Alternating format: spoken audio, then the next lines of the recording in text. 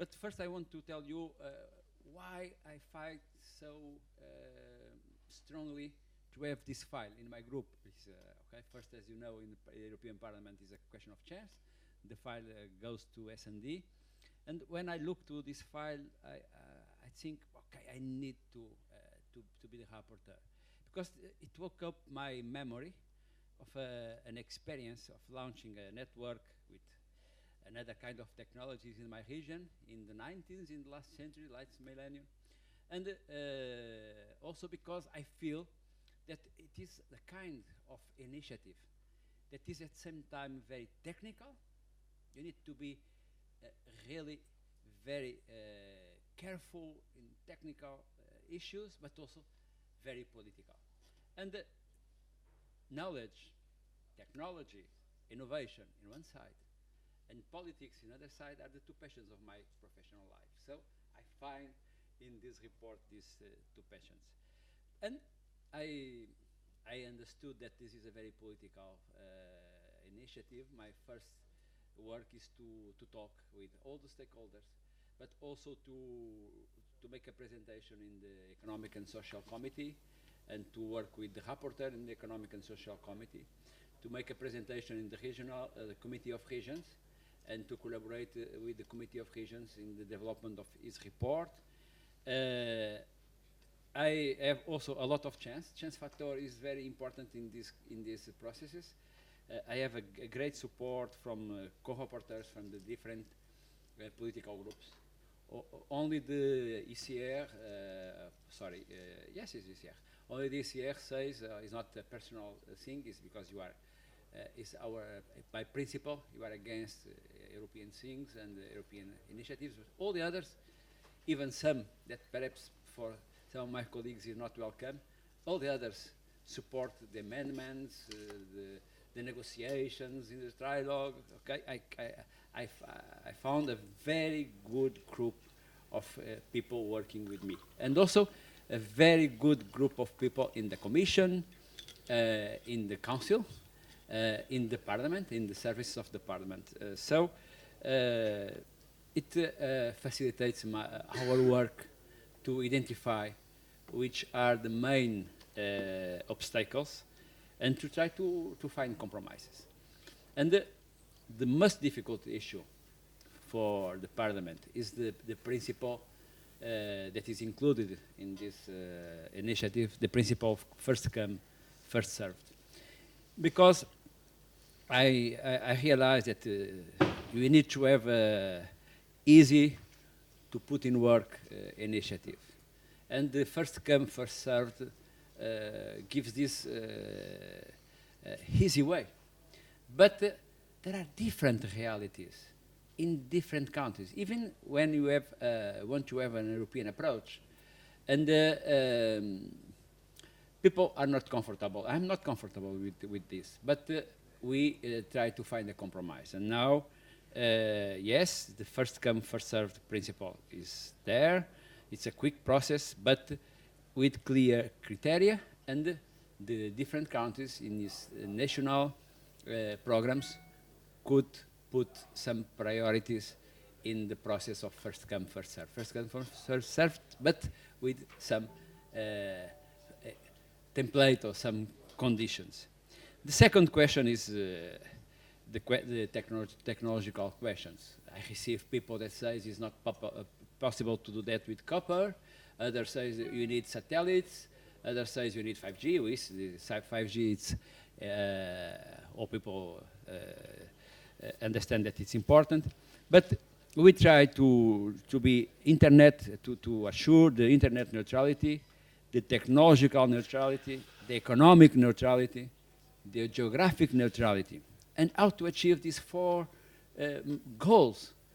I think we find a concept, and the concept is the concept of the quality of the experience. I don't care if it's a copper, 5G, or satellite. I care that it's high level quality of experience.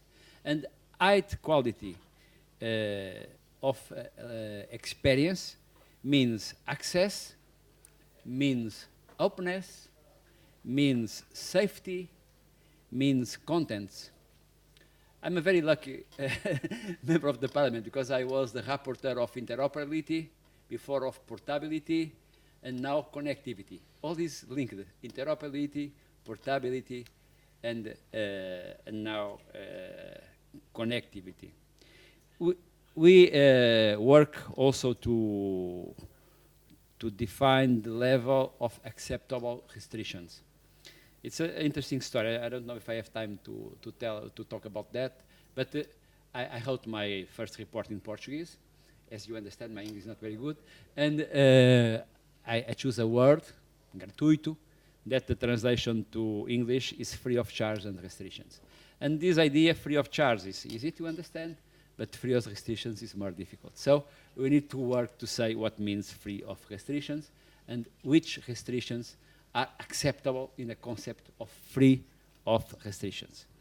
The other question is to assure that there are no direct, neither indirect payment, and to deal with the question of advertising, of use of data for commercial purposes, and I think you achieve also a good compromise, and also to assure that this initiative is not competitive, is compatible with all the private initiatives, is complementary of all the private initiatives, and we try also to develop some more political perspective to make a strong reference to that we want to develop an European gigabyte society that could be at some time technologically leader, but inclusive. I know that this is not the main purpose of this project, but we need to put also in this project this kind of values that are part of the. I know that I will talk about a personal concept, not yet defined, part of our European digital identity. I think we need to find it. To be competitive in a global scope, we need to have an European digital identity with our values embedded. It's not in the main purpose of this initiative, but we open some doors to that in this initiative. And the most difficult, the budget. The budget, we begin with 70 millions and perhaps more 50. During the process, we realized that the 70, yes, the 50, perhaps not. Now you have the 70, more 25, and a strong statement between the Commission, the Council, and the Parliament to find the other 25. So I think necessary condition for having the first come first served principle being embedded is that it has to be also geographically distributed in a fair way, and it has to be truly open to even small municipalities who have very little administrative capacity, so they have a fair chance to compete with bigger organizations and get the vouchers for developing their Wi-Fi hotspots.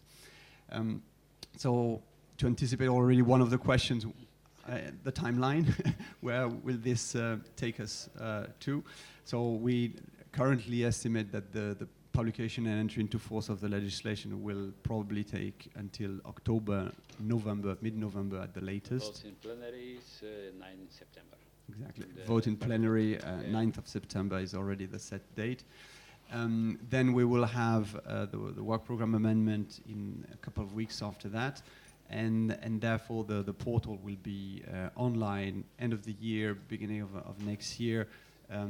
People, municipalities or groupings of municipalities will be able to register and already fill in the form, which will be very easy to fill in. This is absolute requirement, making the bar so low that I always say it must be easier to apply for WiFi4EU than it is to book a ticket online for a concert or for an airplane. It is very important that this is absolutely applicant-friendly application, and we will be very careful to design the online forms to that effect. So that will be open and fully transparent, and then the call itself will probably be launched end of the year, beginning of next year. This is the current timeline, but obviously it's very important for us to mobilize all the energies and build on the, let's say, the support of all those out there who have already set up such hotspots, public Wi-Fi hotspots, so that we do have, let's say, synergical effects between those existing experiences and the one which will have the full European footprint, the WiFi4EU. So, thank you, Hervé. Can I see if there are already some questions from the audience on the various implementation stages? One right here in front to begin with. Well, just to start the discussion. You can start in Portuguese. I understand it better. I'm joking. We have a fourth mic. Maybe you can introduce us. Okay. My name is Rui Barroso. I'm Executive Director at Alentejo Regional Development Agency, and we've been working on broadband and connectivity to citizens and SMEs for a long time. Well, actually in the region, the process started with Professor Sorrinho, with a project called Alentejo Digital. It was a long time ago project, but afterward we developed several projects, also several meetings with DG Connect regarding the Engage project, which joined together several regions regarding the issue of broadband to rural communities. And the question to you is, when will the guidelines for the Wi-Fi for Europe be ready? Looking at the first come, first served, to have the projects prepared when the bid is placed is important for the regions. And if it is exclusively for municipalities, or do you see it as a group of municipalities, for instance, association of municipalities, or regional development agencies? Maybe also the question to both of you, Professor Sorrinho, and to you. It's only necessary one to answer. There are one answer. Hervé, please. So the scheme, and that was one of the addition put by Parliament during the proceedings of the legislation, will definitely be open to municipalities, groupings of municipalities. The legislation even says any public body.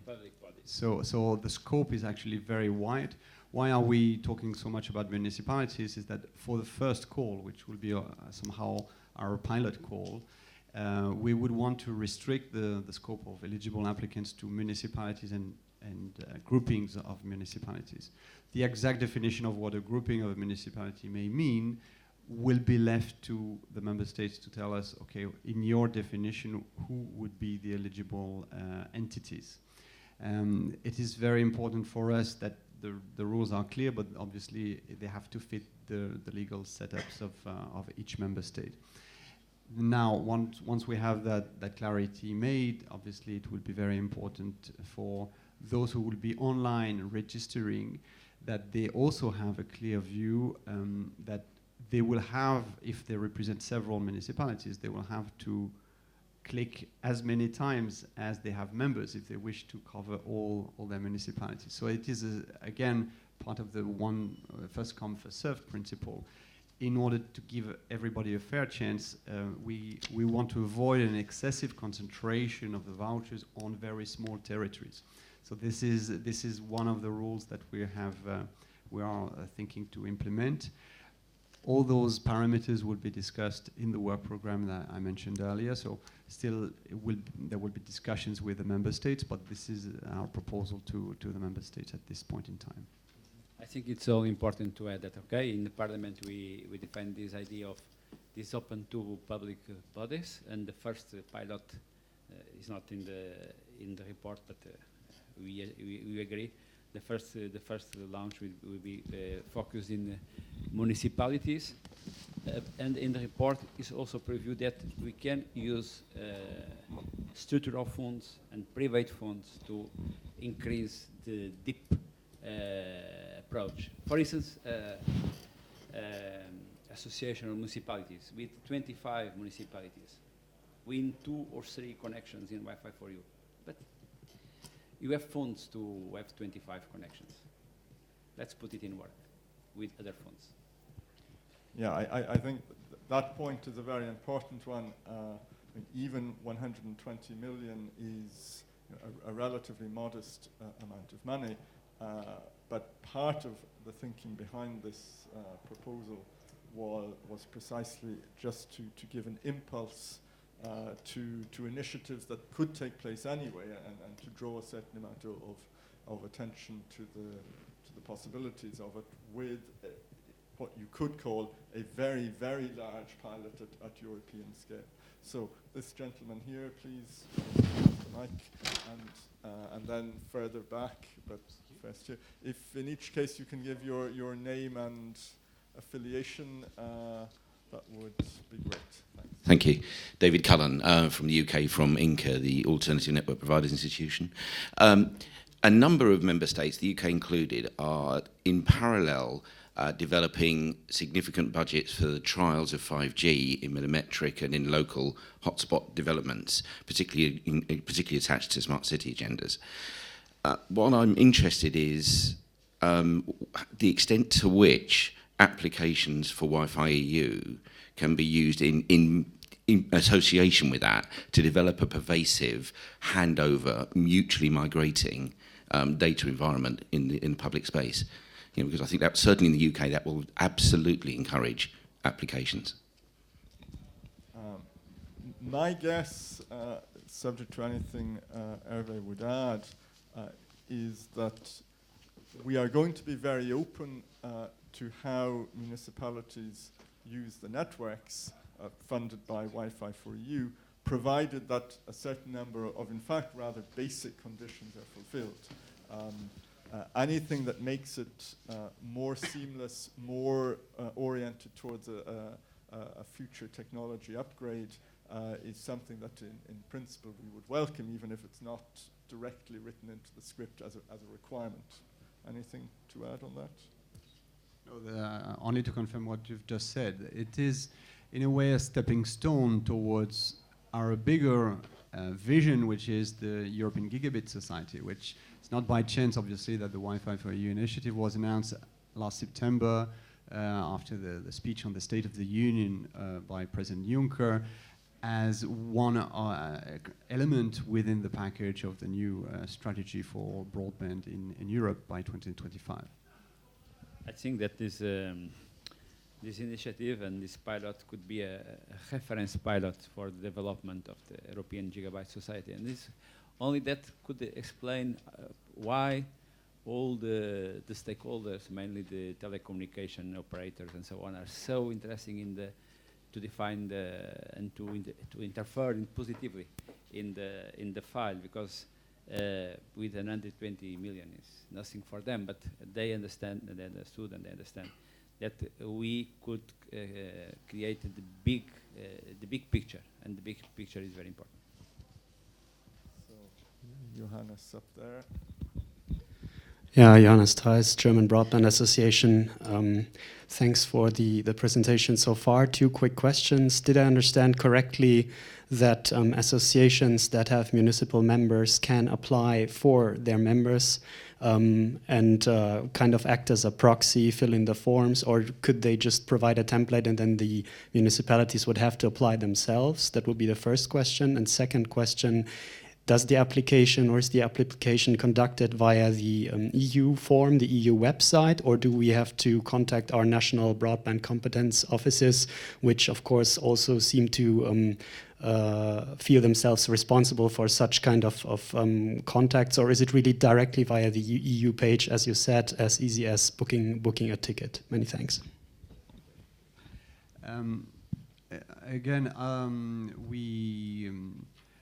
we want to really make it so simple that indeed it would be only on one website, and that would be a Commission website where all the information and the forms will be available.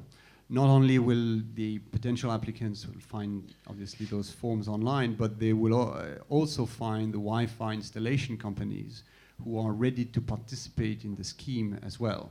And for those companies, we will also issue all the technical specifications that we want to see in those hotspots installations, so that the technical architecture is secured and allows for this kind of a single authentication system of the users online. So in a way, this single website will be a platform whereby we will encourage a dialogue, even at local level, between those Wi-Fi installation companies and potential applicants, so municipalities or groupings of municipalities.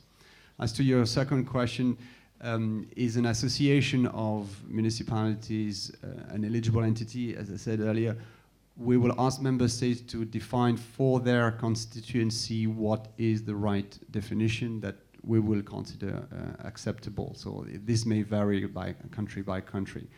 However, once those definitions are clear in each member state, then it will be either to the individual municipalities or to that entity which is collectively representing them to fill in the form and to click online. Again, we will not interfere with that, provided those things are very clear and they will be transparent on the website. So it will be very obvious to everyone how the process is being handled. Yeah, just on that point, in any kind of system for the distribution of funds, we have to somehow square off between simplicity, user-friendliness, and reasonable self-protection against fraud. So some means of making sure that those who say they represent half the municipalities of a territory actually do so and are recognized as doing so is an important feature. Yes, please, here in the middle, Thomas, and then up at the back. The lady first, yeah. And then the gentleman at the back. Hi, my name is Nivi from Nairobi, Kenya, and I work with a private company called Brick. And we're doing a similar thing in Kenya and putting Wi-Fi across the country and soon to Africa with our own hardware. And it's interesting, beyond the logistics of rolling out WiFi4EU, what we're finding is, when we take Wi-Fi to the rural communities, people who have smartphones but have never been online before, and connecting the previously unconnected, we're faced with another conundrum of, well, what do they do once they're online? People with no previous digital literacy whatsoever. And I'm wondering, beyond those logistics, have you thought about that? Because we're now essentially providing the homepage for the internet, the first stepping stone on getting online for millions of people. And it's an interesting thing to think through, and a lot of ethical and moral issues are coming up. So is there a plan for that, or is it just simply Wi-Fi, and once you're connected, you're open to the free and open internet? It's really a very, very interesting question, but sometimes you need to make choices, and you have only 120 million euros to this initiative. This initiative is a base, but before or in the name of this initiative, myself, and I only talk about my experience, but other colleagues, a lot of colleagues from different groups that make the same. We, in name of the Wi-Fi4EU, we make amendments in all the other reports about the digital union. When we talk about the question of the code or the 5G or the platforms, we always talk about inclusivity, protection, privacy, ethics, not exclusion. All of it's not possible to address all in this initiative, but because you have this initiative, we can refer this initiative to address these issues in other files. I think I would add one of the beauties of having a relatively bottom-up system where public bodies can apply, but we don't say where they should put the Wi-Fi, and they can put it in the town square, they can put it in the library, the town hall, the schools, the public health centres. I mean, it will depend on what they have in their portfolio of premises. Public bodies, public spaces. Huh? Exactly. Okay? Public bodies, public spaces. Indeed. So there's a wide array of public areas where you can put it, and and this will vary across Europe. If the perception is that you have a real digital literacy problem in a given community, then they may choose to put it in the municipal library rather than just in the town square in a kind of a random walk meeting with the public. So that there is plenty of room for local adaptation of the program to where they think the local needs would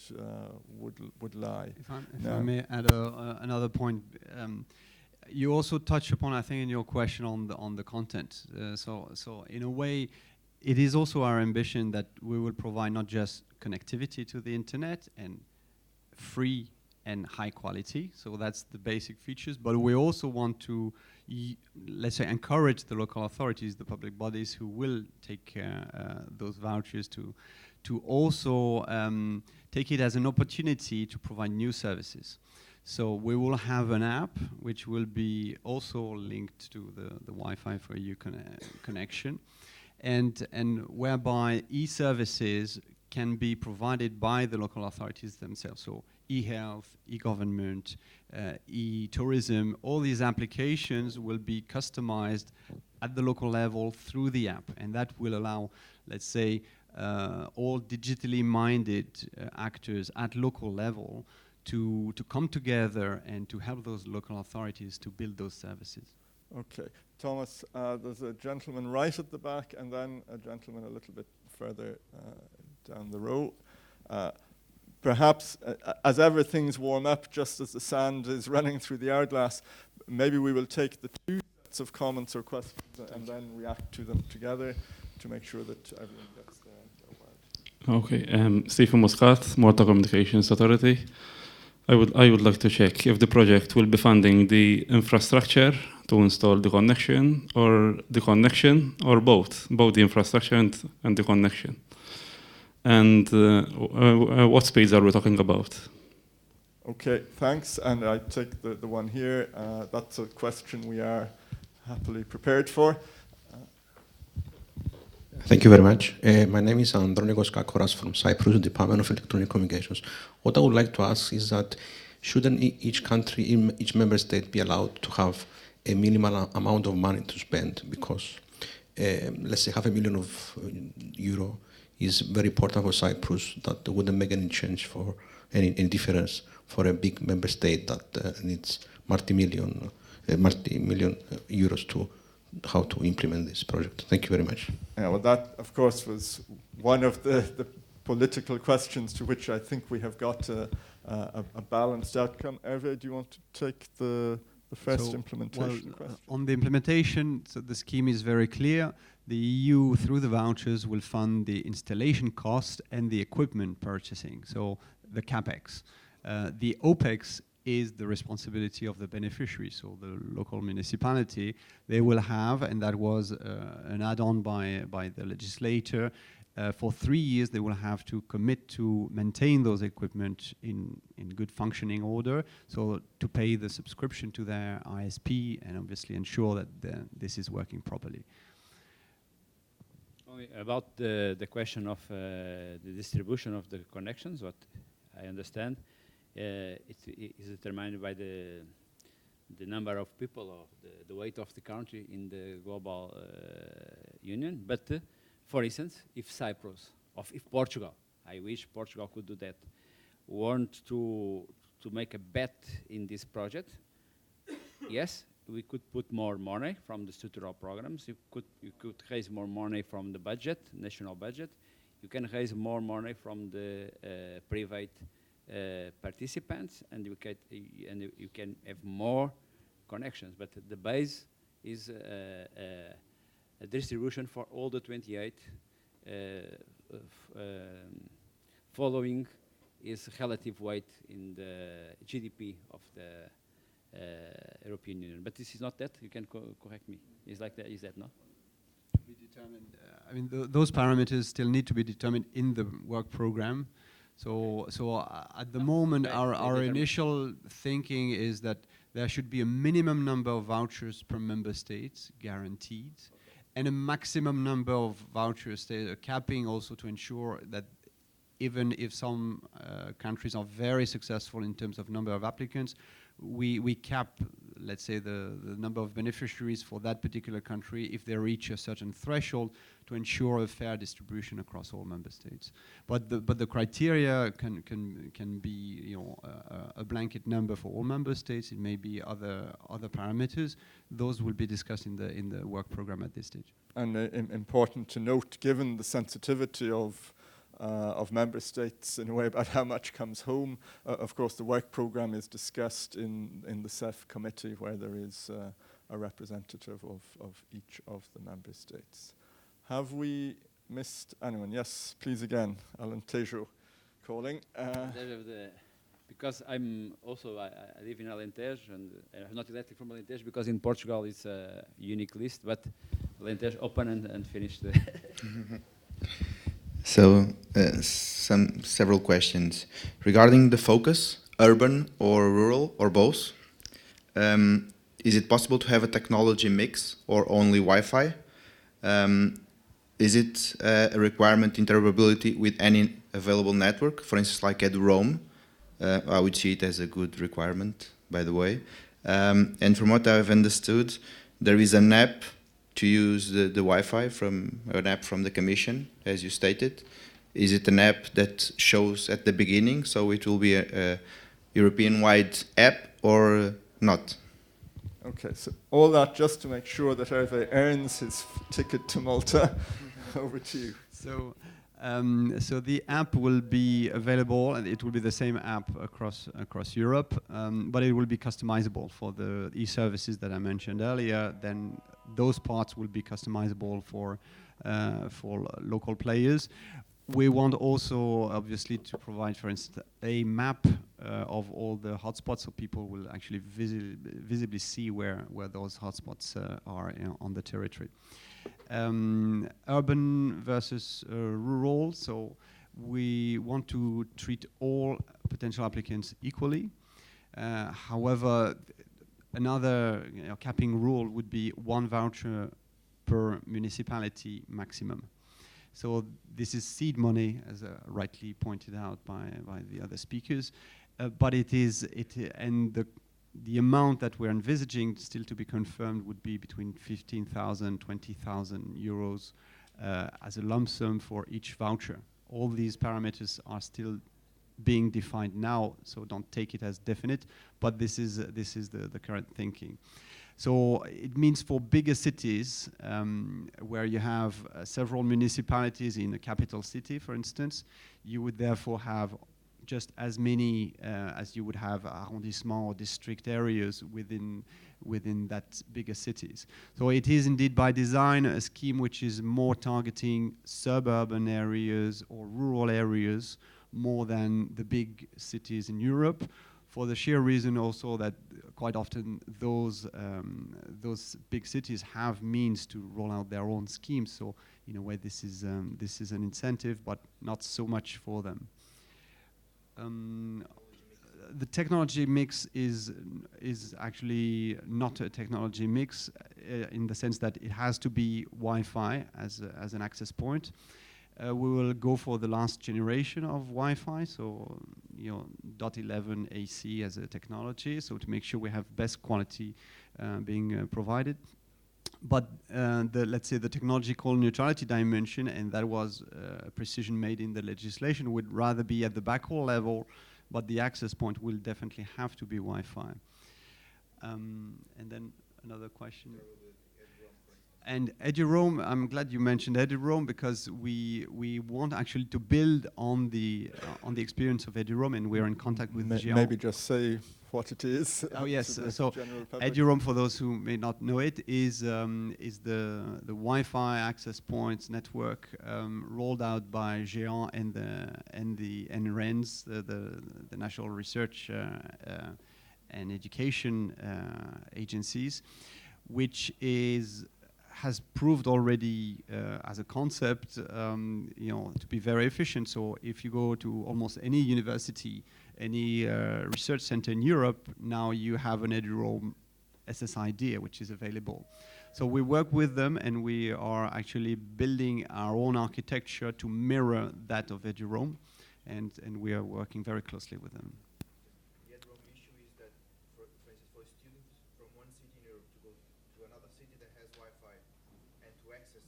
the content of its university would be a very good issue in terms of mobility from a student. So it would be interesting not only to copy it, but to interoperate with it, to have the headroom SSID available anywhere in every Wi-Fi.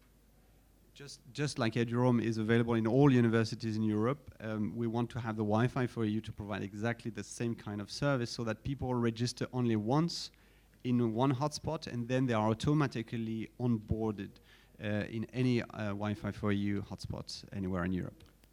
Okay, final words, if any, from Thank Carlos you very much, Sorino. and the work is in progress, and I count on you to have a good achievement, final achievement. Thank you. So, thank you everyone. You've heard the gong. It's more than my job is worth to keep you from the plenary, which will be opened by Vice President Ansip and I think by the Maltese Prime Minister. So please find your way to the plenary hall for the next session upstairs, I gather. Thank you very much.